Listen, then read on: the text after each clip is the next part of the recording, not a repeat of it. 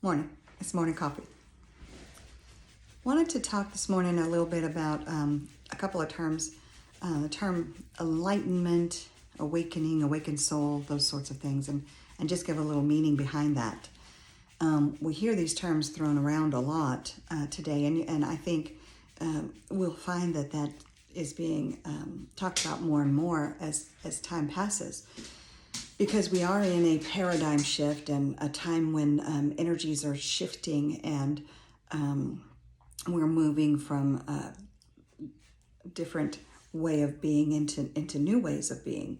And so many people are being awakened into this new pathway. And when you think about that, you think about what is an awakening. Well, if you Google it, you will find many different definitions. But at the very core of it is the concept of waking up from slumber. And so you're waking up, whether you're waking up physically from slumber or whether you're waking up in a spiritual sense and from slumber. You're coming out of this space of allowing everything to just happen and just be into a space of observation and insight and understanding and taking in information and asking a lot of questions and trying to understand what is really going on around me.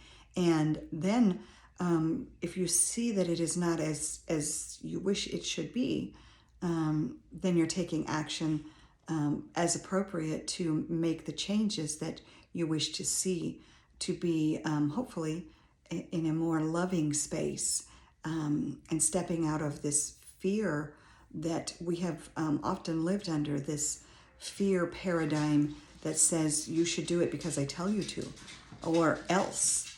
The or else being any number of things, depending on whatever paradigm you've been living under. If it's under a religious paradigm, then the or else is if you don't do these things, then you will go to hell and be eternally damned. If you live under a political paradigm, then the or else might be you'll go to jail and you'll rot there. You'll be forever separated from your family. If you live in some other paradigm, then the or else will be something else that is equally as fear-inducing. And so stepping out of this slumber into an awakened space is what we're talking about when we say an awakening. And the universe or your higher consciousness or God, wherever your paradigm sits, is what is creating that awakening for you.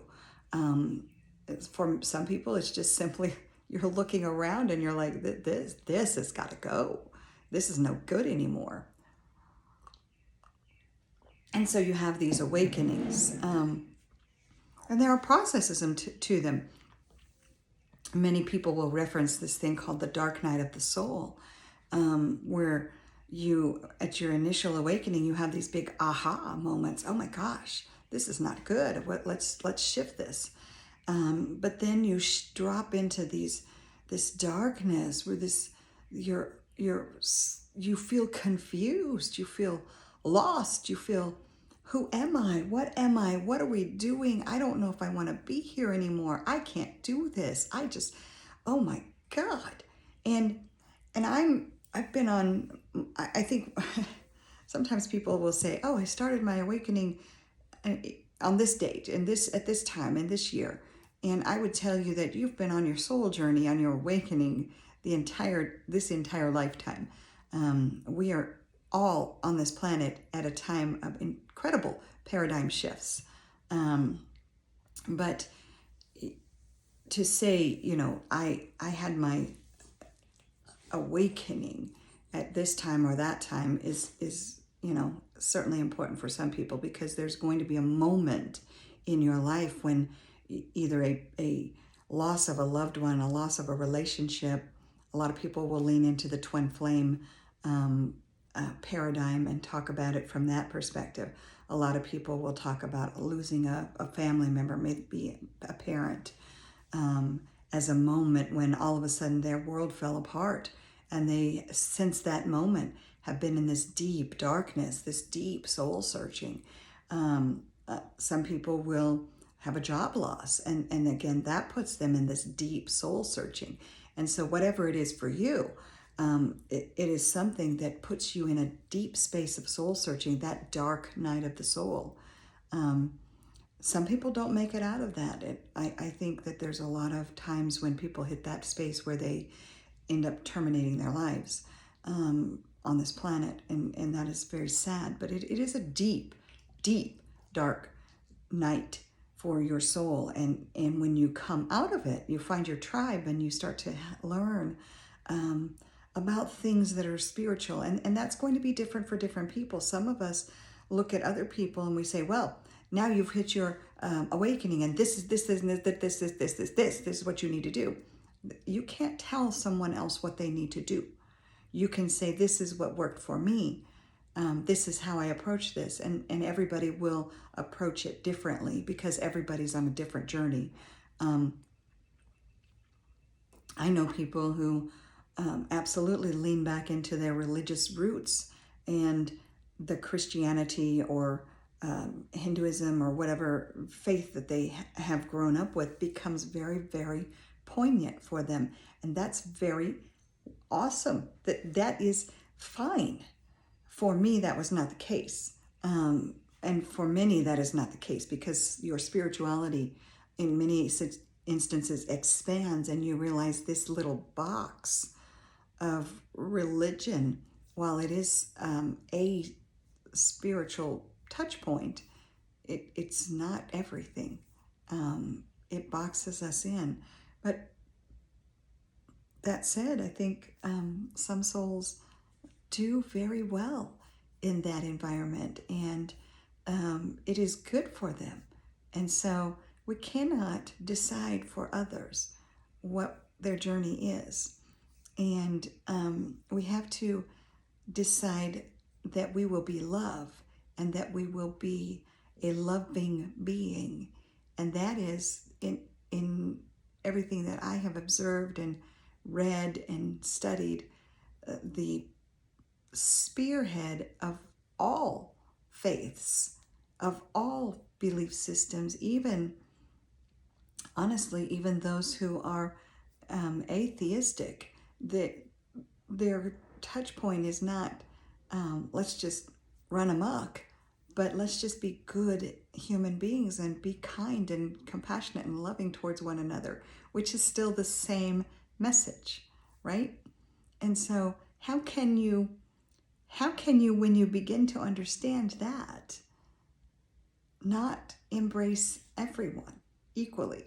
And so I would say that it's a good thing to think about those things. And I just wanted to briefly touch on, I don't want to be lengthy here. I'm already over the time that I wanted to talk, but I'll shorten it. There are some things that are, things I wanted to share.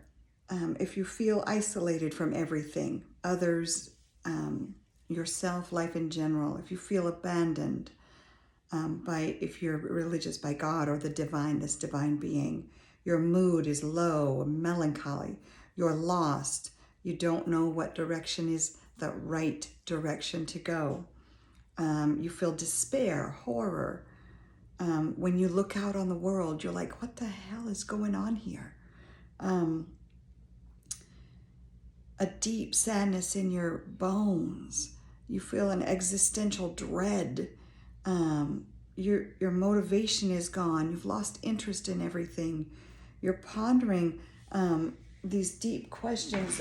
Even some people are like, I don't belong on this planet anymore. What the heck am I doing here?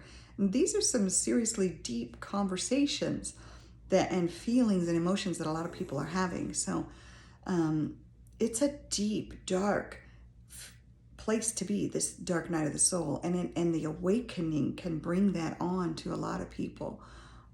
So you can go through that. You can find your tribe. You can.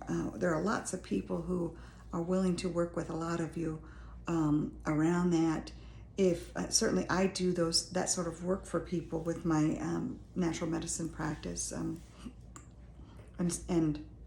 you can reach out to me if that's something that you're interested in as well.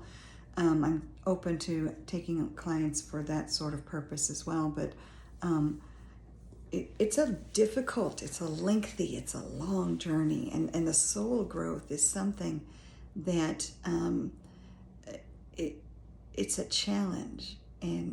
But there are many of us who've been on this path for a very, very, very long time. I would say we've all been on it for a lifetime, but the acceleration of that path, I would say, I'll tell more about it in another video. I don't want these coffee times to get terribly lengthy. But just remember, as you look at these things, that you're not alone, and it's a beautiful journey. It may seem difficult, but you're not alone. And there are so many of us that have been there, and there are people who are ready to step in and walk beside you and help you through your journey. So those are my thoughts for morning coffee, and I will leave you just with the thought, just be love. Just always and every day and everything you do, be love. Have a great day.